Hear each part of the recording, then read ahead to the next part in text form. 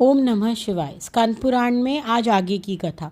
राजा शशृंग की पुत्री कुमारी चरित्र कुमारी खंड की श्रेष्ठा। आगे नारद जी अर्जुन से कहते हैं कि नाभि के पुत्र जो ऋषभ नाम से प्रसिद्ध हैं, उनके नाम पर कलयुग में नाना प्रकार के पाखंड की कल्पना हो जाएगी।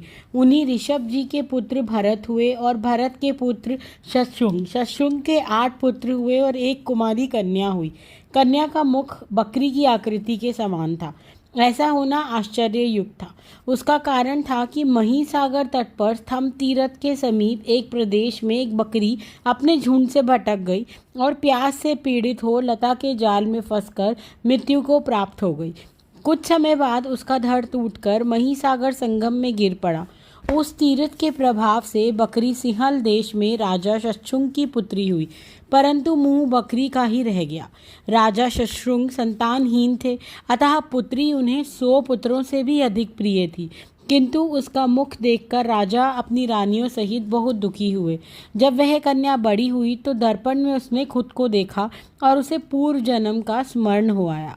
अब अपने माता पिता को सारा वृतांत बता वह वहां जाने के लिए आज्ञा ली और स्तंभ तीरथ में जा पहुंची। वहां लता जाल में फंसे अपने सिर को निकाला, दाह करके महिसागर में फेंक दिया। अब उस तीरथ के प्रभाव से उसका मुख चंद्रमा के समान हो गया। देवता, दानव, मनुष्य, राजा उनके विवाह का प्रस्ताव लेकर आते, किंतु वे उनसे विवाह नहीं चाहती थी। कुमारी ने कठोर तपस्या प्रारंभ की। तपस्या के 1 वर्ष बाद महेश्वर ने उन्हें दर्शन दिए और वर मांगने को कहा। कुमारी ने शिवजी को सदा इस तीर्थ में निवास करने का वर मांगा, जो शिवजी ने स्वीकार किया।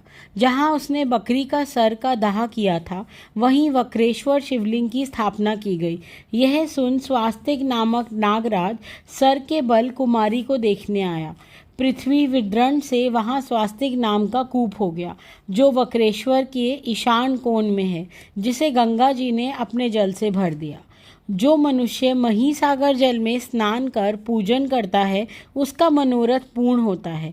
अब कुमारी सिंहल देश में वापस लौट आई। वे पिता को सारा वृतांत बताया, जिसे सुनकर उन्हें बड़ी प्रसन्नता हुई। इससे आगे की कथा का वर्णन हम कल के पाठ में करेंगे। कल पुनः 4 बजे हमारे साथ स्कंद पुराण की कथा में ज़रूर जुड़िएगा और इस कथा का आनंद लीजिएगा। तब तक के लिए कमेंट में ओम नमः शिवाय, हर हर महादेव ज़रूर लिखें और चैनल को सब्सक्राइब करें। ओम नमः शिवाय।